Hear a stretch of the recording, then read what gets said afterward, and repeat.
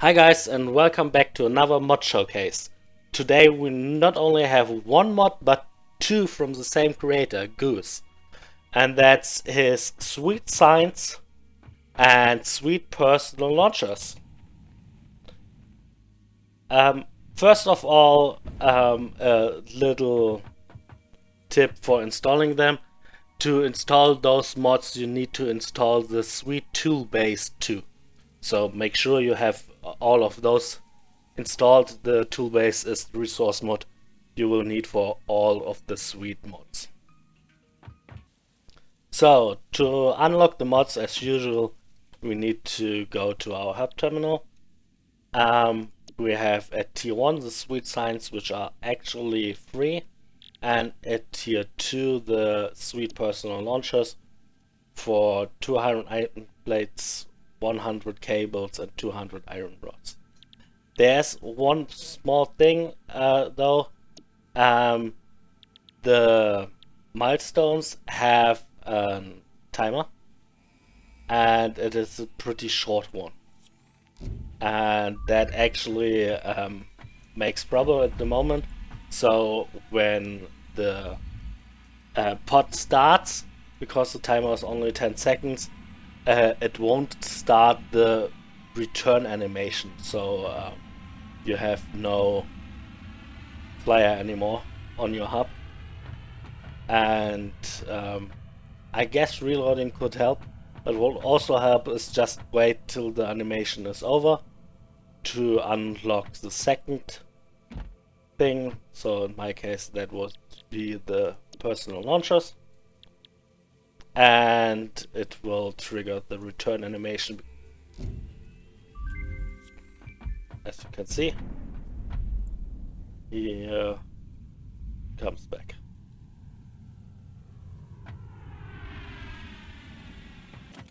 So we have the vertical launcher, which will just push us into the air. As you can see, it pushes you about 5 foundations high, and if you boost it to maximum you get about 10 foundations high. The second one is the horizontal launcher. It's the same what you would do at the moment with belts, only the direction is given by the direction you walk on it from. So you just walk on it, and if you have it configured probably, so you walk on it and it just boosts you in a direction.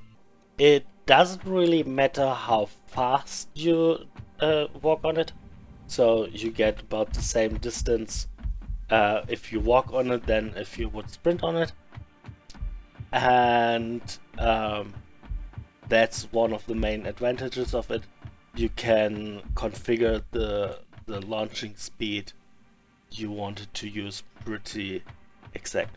Of course, if you go somewhere from an elevated location, you can go much farther.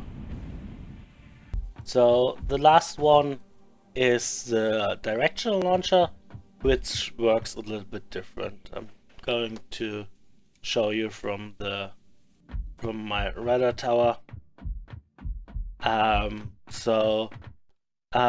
The Directional Launcher launches you to a direction. It isn't perfect in the landing, but it's pretty precise. So at least if we go for in base, you can probably within one foundation decide where you want to land. So what we do is we can orientate our jumping direction with those buttons, and you can as well as change the facing as the power too. So I can power it down a little bit, and in this picture it shows you from the direction of the pathway you go to, and in the other picture it shows your landing point. Unless you go too far away. If you go too far away, you will see it only up to a certain point. But that's one of the biggest advantages of that launching pad, because you can use it at the maximum power setting to go about half the map.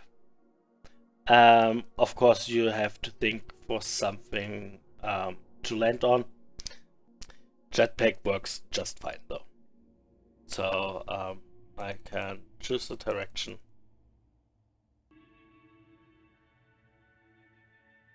And it will launch me.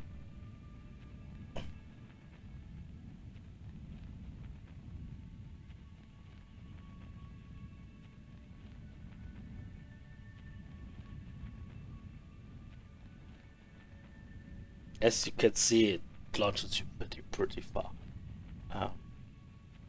Can show it you on the map in a second. It's about half of the map.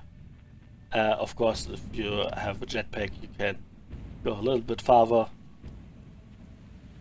but you should be careful with your landings. Also, at least for now, it doesn't save the settings you made. So if you save your file and reload it again, you will have to do your settings again.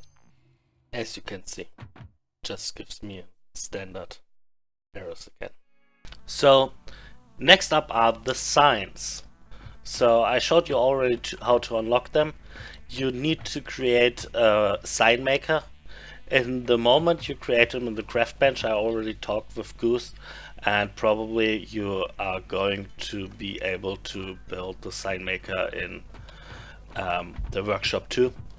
So you equip them like every other equip tile, and it's just point to click. So I point at the wall and it makes a sign there. I point at the floor, it makes a sign there. I point in the hub, I get a sign wherever I point. So easy. You configure a sign by walking to it and press E. You can write the text which the sign should show down here. And it will show there. You can change the size of the text, you can change the sign height and sign width, and you can move it around, even through objects and away from your starting location or starting object.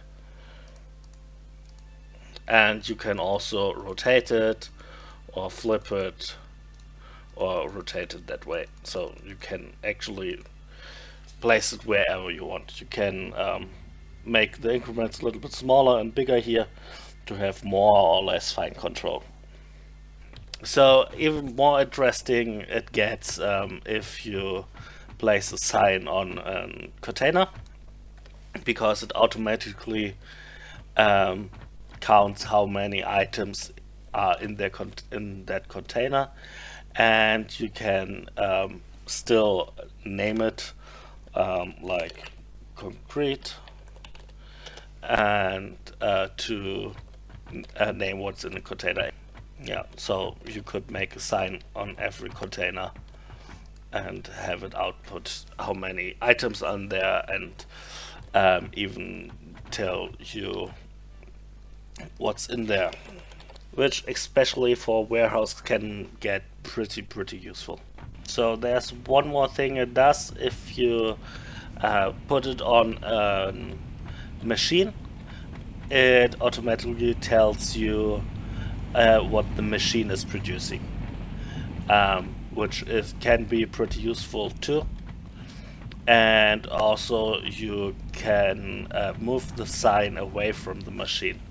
So I can just move it till it goes through the wall and make the text a little bit bigger, make the sign a little bit bigger, a little bit higher.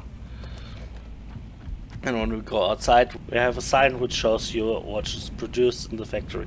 You can even just select the sign, make it as small as possible, and make the text as big as possible to have the text hover on the wall.